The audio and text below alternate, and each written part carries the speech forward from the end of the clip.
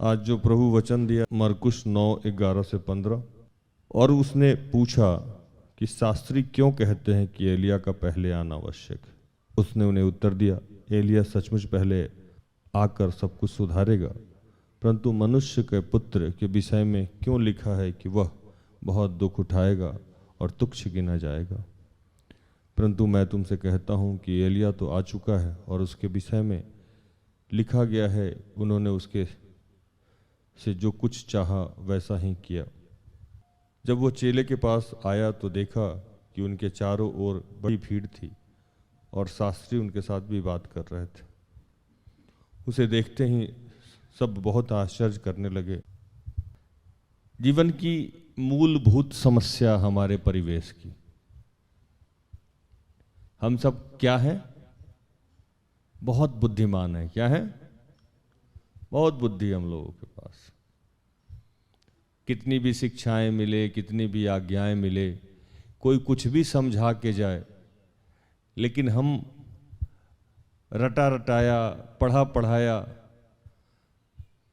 और अपने दिमाग, व्यवस्था की बातें और बाकी सारे चीज़ों को हम कैलकुलेट करते हैं। क्या सही, क्या गलत, क्या अच्छा, क्या बुरा, क्या उचित, क्या अनुचित, क्या सही। और इस चक्कर में हमको जो करना चाहिए वो कर नहीं पा रहा। परेशानी ये है कि हम सब लोग बहुत बुद्धिमान लोग हैं। इस घटना के पीछे जब जाइएगा, पीछे मतलब थोड़ा सा पहले जब वचन को पढ़िएगा तो वहां लिखता है कि यीशु पतरस, याकूब और यूहन्ना को लेके पहाड़ के ऊपर चढ़ा, और लिखता है कि पहाड़ के ऊपर चढ़ा तो उसका रंग रूप बदल गया, वस्त्र उसके सफेद हो गए। इतनी चमक थी यीशु के वस्त्र में कि कोई कुछ आज उसको प्रैक्टिकली करना संभव नहीं है। इसको ये जब पढ़िएगा तो आपको मत्ती 17 में भी मिलेगा, लूका 9 में भी मिलेगा। यही कहानी की दृष्टांत नहीं कर सकते, ये जो घटना घट रही थी मत्ती 17 में भी मिलेगा आपको, लूका 9 में भी मिलेगा। मत्ती 17 1 से 13 तक में पढ़ सकते हैं, लूका 9 28 से 36 में पढ़ सकते हैं। और अभी हम लोग मरकुस पे चर्चा कर रहे हैं। एक जगह लिखता है बाइबल में कि इसी लूका में पढ़िएगा और मत्ती में पढ़िएगा तो वहां लिखा हुआ है कि चेले जब देख रहे थे तो वहां उन्होंने देखा कि मूसा, एलिया यीशु के साथ बात कर रहे थे। एक जगह लिखता है कि चेले नींद से भरे हुए थे, आंखें उनकी ओझल थी और उनको दिखाई दे रहा था कि मूसा और एलिया से बात किया जा रहा था। एक जगह लिखता है कि वो कह रहे हैं कि हम क्यों नहीं यहां 3 गो रूम बनवा लें ताकि इन तीनों को सेटल कर दिया जाए। एक प्रकाशन में लिखता है कि वो एलिया और मूसा यीशु के अंतिम दिनों के बारे में बात कर रहे थे। क्या बात कर रहे थे? अंतिम दिनों के बाद कि थोड़े समय के बाद आपकी मृत्यु हो जाएगी, आप क्रूस पे चढ़िएगा और जिस काम के तहत आप आए हैं वो पूरा कर लीजिएगा। देखिए, एक जगह लिखता है कि उनका कपड़ा, वस्त्र सफेद हो गया और इतना चमकीला, इतना प्रकाशमान हो गया कि कुछ कहने के लायक नहीं है। उसी के कुछ देर बाद बाइबल में लिखता है कि जब ये लोग चर्चा कर रहे थे कि क्यों नहीं हम 3 मंडप बना लेते हैं, तो आकाश से वाणी आई, आकाशवाणी हुई कि ये मेरा प्रिय पुत्र है, इसकी सुनो। देखिए, मैं क्या बताना चाहता हूं आज पवित्र आत्मा का सामर्थ्य। हम 3 लोग, साधारण लोग खड़े हैं और सामने देख रहे हैं कि हम जिसके साथ हैं उसका रंग रूप बदल रहा है, और रंग रूप ऐसा हो रहा है कि वो स्वर्गीय चमकीला वस्त्र में धारण कर रहा है। और हम ये भी देख रहे हैं कि मूसा लाइव सामने खड़ा है, और हम ये भी देख रहे हैं कि एलिया लाइव सामने खड़ा है।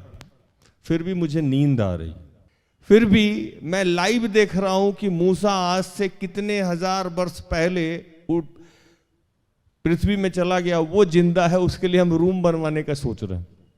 एलिया स्वर्ग में उठा लिया गया, उसके लिए रूम बनवाने के लिए हम सोच रहे हैं। आकाश से जब वाणी आई कि ये मेरा प्रिय पुत्र है, इसकी सुनो, ये सारी बातें आंखों देखी, कानों सुनी, सब कुछ भूल के हम पूछ क्या रहे हैं यीशु से, जिस पे आज हम लोग मनन चिंतन करेंगे कि कुछ भी बुरा होने से पहले एलिया आएंगे, हम लोगों को बताएंगे। हालेलुया। यीशु वहां कहते हैं कि एलिया आ गया और उसको जो करना था कर गया, और आप लोग उसके साथ व्यवहार अच्छा नहीं किया, है ना। और लिखा है कि मनुष्य के पुत्र का तो जो करना है आप लोग करिएगा ही करिएगा। देखिए, आज हम सबके जीवन की यह समस्या है कि हमको कितना भी शिक्षा दे दिया जाए, कितना भी चमत्कार दिखा दिया जाए, कितना भी आपके जीवन में काम कर दिया जाए, लेकिन आप अपने आचरण और अपने सोच से बदलने को तैयार नहीं है, नहीं है। जिसमें सिस्टर एस्थर जाती हैं, जिनके प्रार्थना से यीशु के सामर्थ्य के द्वारा दुष्ट आत्माएं तक निकाल दी गई हैं, बच्चे घर परिवार में सुधार हो गया है, लोग शराब छोड़ दिया है, कैंसर से चंगाई मिल गया है, फिर कुछ दिनों के बाद उन लोगों के घर में वही रवैया, रोज ही एक ही कहानी सुनाते हैं। वो कहानी का थीम यही रहता है कि प्रभु के मार्ग पे चले, प्रभु के द्वारा जो प्रेम दिया जा रहा है करें, प्रभु के प्रज्ञा से चले, चाहे कान इधर से छुए चाहे इधर से छुए, बात तो वही होती है। लेकिन ये सारा समझने के बावजूद सिस्टर एस्थर के माध्यम से यहाँ चिन्ह चमत्कार भी होते हैं, भविष्यवाणी भी होता है, लोगों के जीवन में बदलाव भी होता है, हम देखते भी हैं और सुनते भी हैं, लेकिन हम बदल रहे हैं, घूम फिर के हम वहीं पहुंच जा रहे हैं। ये तब भी होता था, ये आज भी होता है। वहां मैंने आपको बताया ना कि वहां साक्षात मूसा खड़े थे, इन्होंने पहचाना भी, याकूब, पतरस, यूहन्ना पहचान भी रहे हैं, यही डिस्क्राइब कर रहे हैं कि वो मूसा है, यही डिस्क्राइब कर रहे हैं कि वो एलिया है। और यीशु को भी परिवर्तित होते हुए देखे तो इतना तो ये कन्फर्म ही हो गए थे ना कि यीशु कोई साधारण पुरुष, कन्फर्म हुए थे कि नहीं हुए थे? हो गए थे ना। ये कंफर्म हो गए थे कि यीशु कोई साधारण पुरुष नहीं है जिससे मूसा और एलिया मिलने आए हैं, इतना तो कंफर्म है। और उस पर से आवाज भी आ रही है, और ऐसी घटना बार बार घटी है चेलों के साथ। जब यूहन्ना बपतिस्मा दे रहे थे यीशु को, तब भी आवाज आई थी ना, यहां भी आवाज आ रही है ना। आकाश में कोई लाउड स्पीकर तो लगा नहीं है, और उस समय लाउड स्पीकर था भी नहीं, फिर भी इनके जीवन में कोई बदलाव नहीं होगा। आगे बाइबल लिखता है कि चेले आपस में वाद विवाद कर रहे थे। क्या कर रहे थे? वाद विवाद कर रहे थे। और यीशु ने इशारा भी किया कि एलिया आ चुका है। और एलिया किसको संबोधित किया जा रहा है आज मैं आपको बताऊंगा। बाइबल के अनुसार नए नियम में एलिया का आत्मा यूहन्ना के ऊपर था। किसके ऊपर था? और ये सीधे सीधे वचन लिखा है, एलिया का आत्मा यूहन्ना पे होगा। और उसको हमने क्या किया? यूहन्ना के साथ हमने क्या किया? उसका सिर काट दिया, उसको मार दिया। इसीलिए यीशु यहां डिस्क्राइब कर रहे हैं कि एलिया तो आ गया, तुमने उसके साथ जो करना था कर भी दिया। और रेफरेंस वचन में लिखिएगा तो वहां लिखता भी है, अभी मैं पढ़ रहा था कि वहां लिखता भी है कि एलिया का आत्मा यूहन्ना पे था। और उसके साथ हमने क्या किया? हेरोदेस राजा ने उसका गला काट दिया। आज कितने भी बड़े अभिषिक्त आ जाएं या हैं भी, हमारे जीवन का रवैया बदलने को तैयार नहीं। हम तो उल्टा उसी में कमी ढूंढना शुरू कर देते हैं, जबकि हम देख भी रहे हैं, सुन भी रहे हैं, समझ भी रहे हैं, फिर भी मतलब वो शैतान, वो भैया जिसको हम कहते हैं, कितना सामर्थी हो गया है आज कि वो उस सामर्थ्य को भी हमको देखने पे मजबूर कर देता है। मेरे पास एक बच्ची बैठी हुई है, पिछले 4-5 महीना से 6 महीना से, जब से ये आराधनालय बना है तब से मेरे साथ जी रही है, खा रही है, पी रही है, सब कुछ। उसने यहां देखा है लोगों के जीवन में बदलाव होते हुए, काम होते हुए, गवाहियां निरंतर सुन रही है। फिर भी अभी वो क्या है? डिप्रेशन में है। क्या है? सारे लोगों के साथ है जिनको ये यकीन है कि पता नहीं हमारे जीवन में बदलाव होगा कि नहीं होगा। सही होगा कि नहीं होगा, जबकि हम सब कुछ अपनी आंखों से देख रहे हैं। हां या नहीं? देख रहे हैं ना? यहां कौन ऐसा बच्चा है या YouTube पे जो लोग देख रहे हैं, अगर हमको जानते हैं या प्रार्थना योद्धा परिवार को जानते हैं, तो कहीं ना कहीं उनके जीवन में या जिसके माध्यम से वो जानते हैं उनके जीवन में इस सेवकाई के माध्यम से आशीष मिला होगा, चंगाई मिला होगा, कुछ ना कुछ हुआ होगा, तभी एक दूसरे से हम लोग कनेक्ट हैं। हाँ या नहीं? फिर भी आज जब विकट परिस्थिति आते हैं तो शैतान हमको जो कहता है वो हम मान लेते हैं, हमारा जो ब्रेन कहता है वो हम मान लेते हैं, लेकिन जो देखा है, जो सुना है, जो बातें हो रही हो उसको हम मानने को तैयार, वो हम भूला जाते हैं। सब कुछ भूल जाते हैं। हम भूल जाते हैं कि बीते समय में हमको आशीष प्राप्त है, या जिसके माध्यम से जुड़े हैं उनको आशीष प्राप्त है।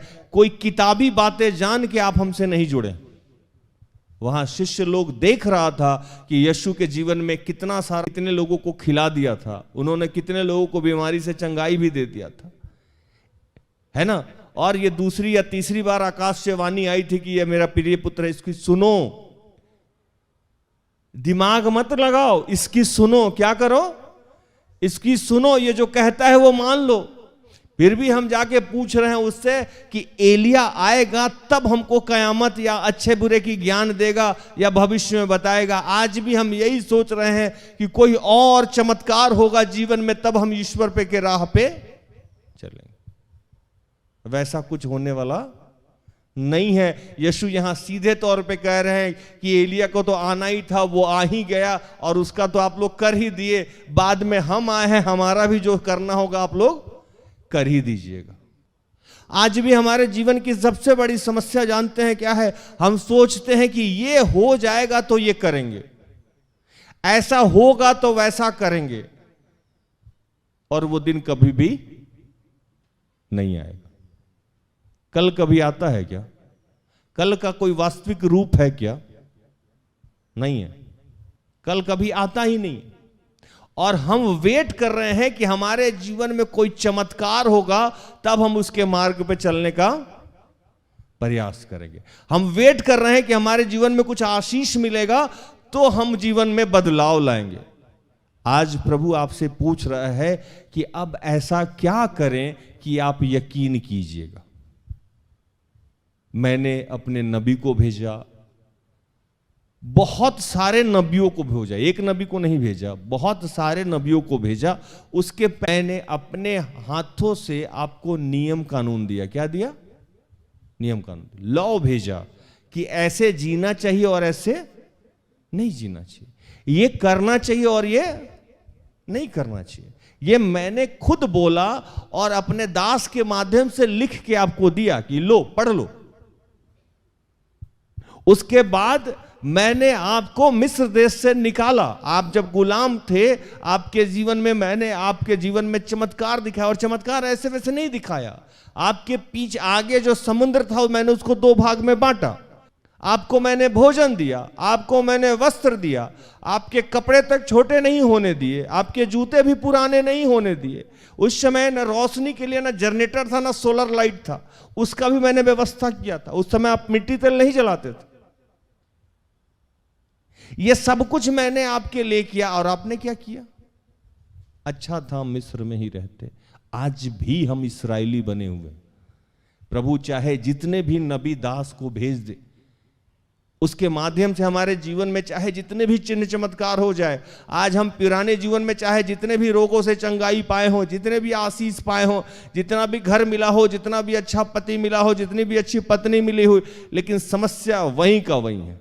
आज भी हम चलने को तैयार नहीं है। नकारात्मक सोच घर कर लेता है। आज भी हम अविश्वास में चले जाते हैं। आज भी हम तर्क वितर्क पहले करने लगते हैं। आज भी हम उस चीज को तर्क से ढूंढना चाहते हैं और जीना चाहते हैं। बाइबल कहता है कि मेरा वचन तर्क वितर्क का कारण नहीं। विश्वास कहां होता है? आइडिया है आपको? विश्वास दिल में होता है। और हम जीते कैसे हैं? कभी विश्वास विजय प्राप्त करेगा?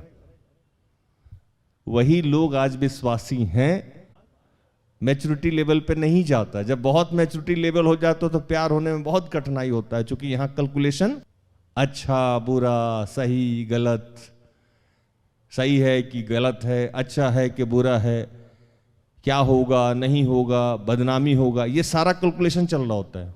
चलता है कि नहीं चलता है? अरे चलता है कि नहीं चलता है? चलता है ना। तो इस अवस्था में इसीलिए जो प्यार मोहब्बत इसका 14 साल 16 साल 18 साल 20 साल की उम्र में बच्चों लोगों को होता है। इसीलिए आपको मैं बताऊं कि सिपाही की जब भर्ती होती है तो वहां 30 साल के बच्चों को नहीं लिया जाता। किस उम्र के बच्चों को लिया जाता है? क्यों? क्योंकि अगर बहुत दिमाग हो जाएगा तो आपके आदेश के अनुसार नहीं जिएंगे, है ना। तो विश्वास आप यहां से करना बंद कर दे। यहां से विश्वास हो ही नहीं सकता है। यहां से क्या होगा? कैलकुलेशन होगा। और यहां भी बच्चे लोग क्या कर रहे थे? कैलकुलेट कर रहे थे। मैंने व्यवस्था पढ़ा है और व्यवस्था में लिखा है कि कुछ भी होने से पहले कौन आएगा? एलिया आएगा। सामने एलिया है, दिख नहीं रहा है आपको। सामने यीशु है, दिख नहीं रहे हैं आपको। सामने मूसा है जो सबसे बड़े नबी माने जाते हैं विश्व के, वो आपके सामने खड़े हैं, वो दिख नहीं रहे हैं आपको। यीशु निरंतर आपके साथ घूम रहे हैं, वो दिख नहीं रहे हैं।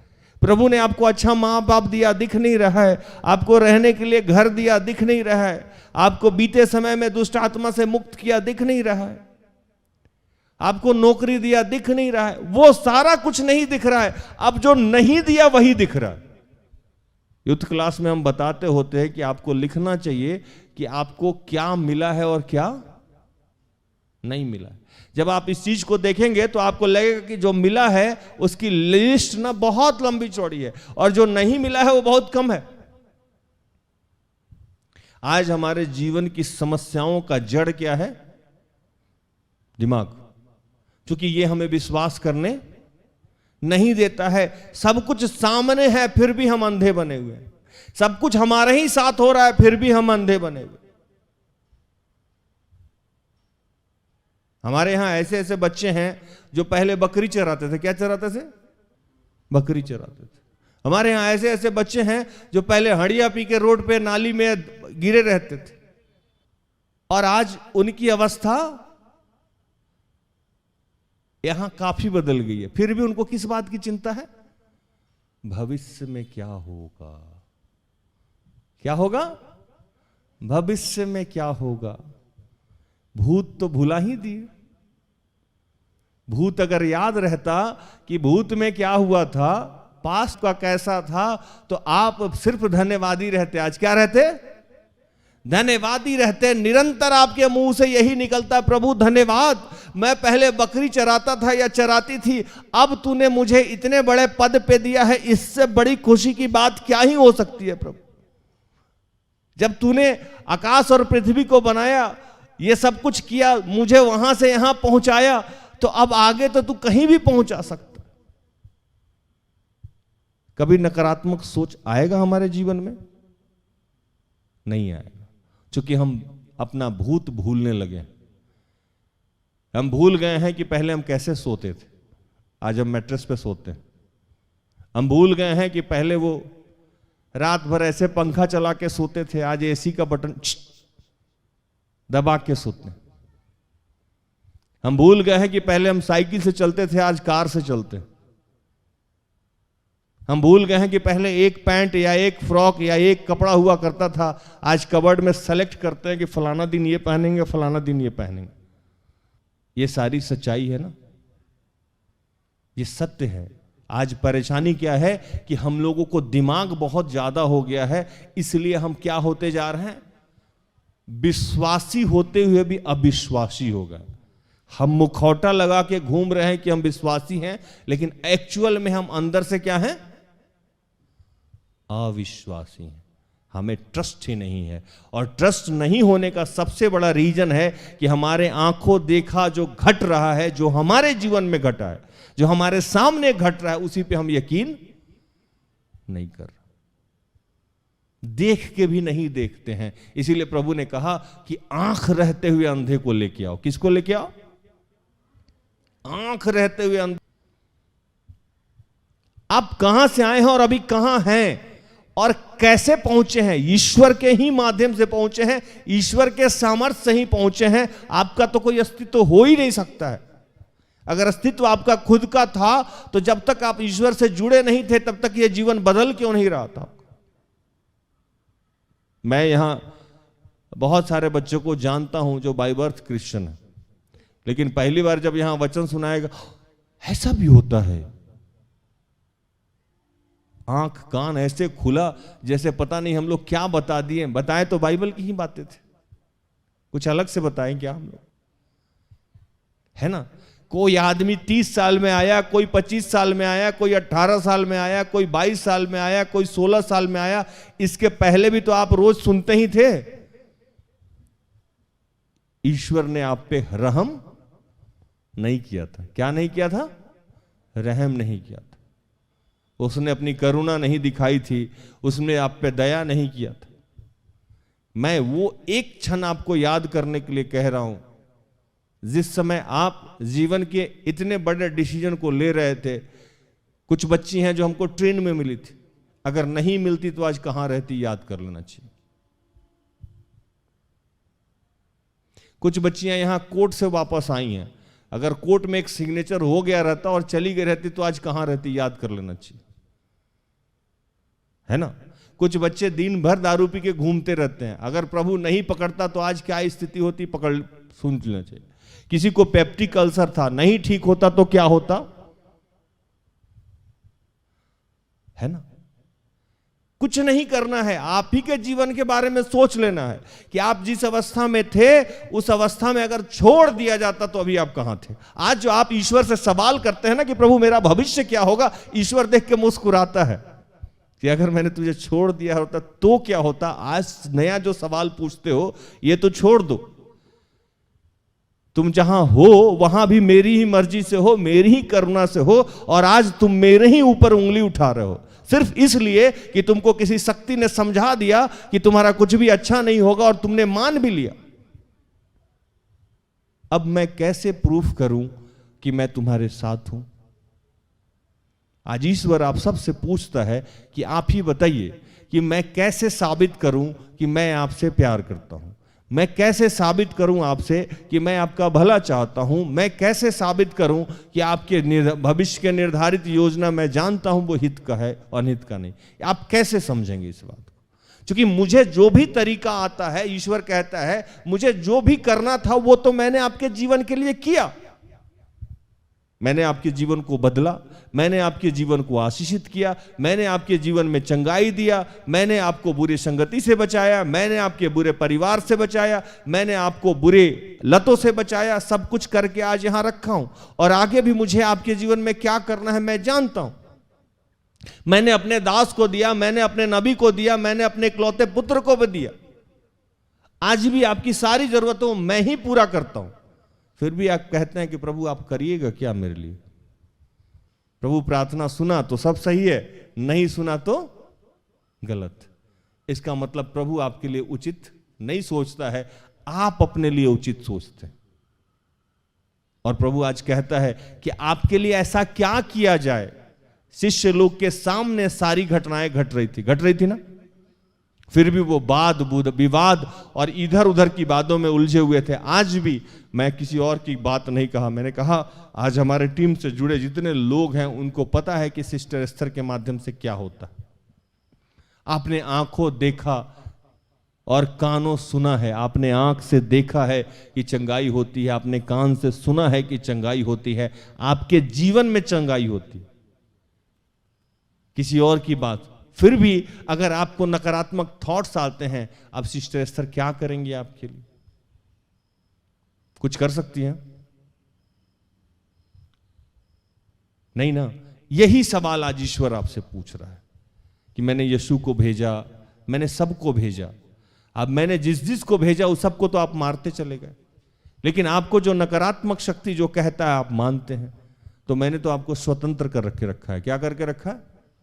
स्वतंत्र करके रखना है।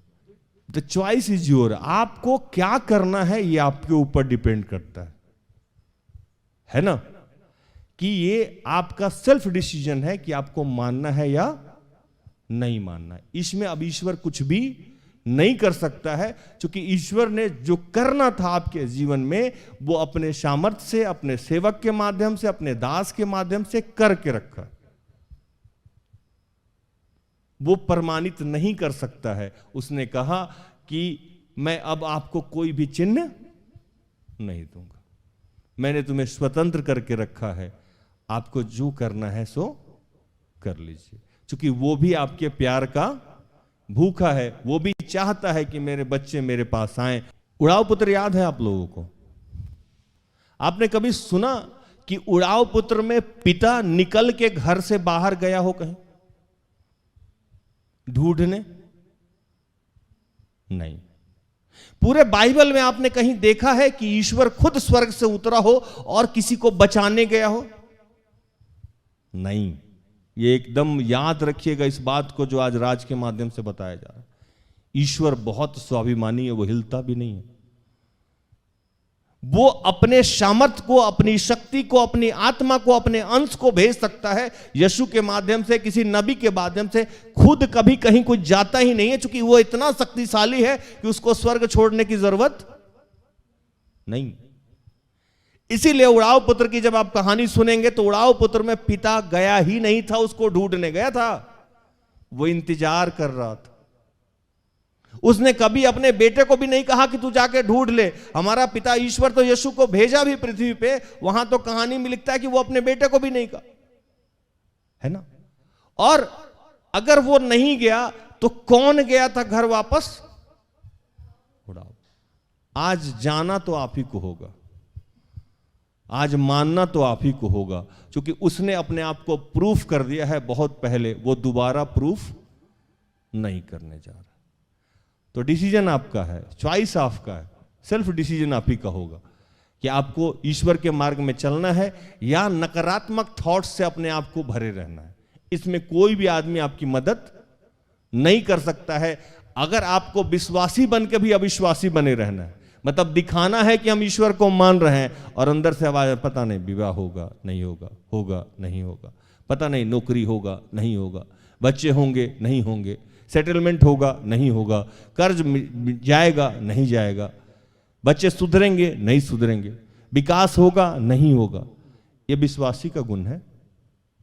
नहीं, नहीं है, बिल्कुल भी नहीं है। और बाइबल कहता है कि अगर ऐसे लोग हैं तो उनके जीवन में कभी भी कोई काम नहीं होगा। संदेह आपको डुबा के रखेगा, नकारात्मक सोच आपको डुबाने के लिए ही आया है। आपको इन सारी चीजों से लड़के खुद निकलना होगा। प्रभु सामर्थ्य देंगे। प्रभु इन सारे वचनों से आप सबको और मुझे भी आशीषित करे। आमीन।